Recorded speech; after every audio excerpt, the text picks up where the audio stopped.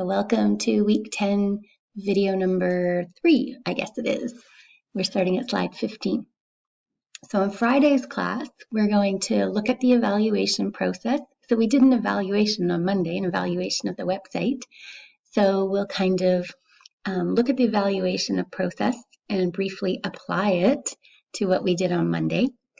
Then we'll walk through it and talk about how the evaluation process could be applied to evaluating the IT help desk at Thora Public Library.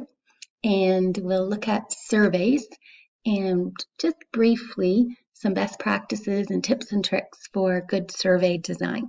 Because if you're going to do a survey and you're hoping to get meaningful information from it, you want to make sure that your survey questions, the format is appropriate so that you get the information that you want. And then I'll take a look at the final post for the homework and in-class activities, the communications and marketing evaluation post. So last week I showed you the business intelligence option, which was to make an annotated bibliography, a report, a business intelligence report. The other option is to create a survey, and I'll explain that this week. All right, so evaluating a service. So now that Sheena's been at Thora Public Library for a while, Rebecca asked her to evaluate the IT help desk services and the products that Sheena oversees.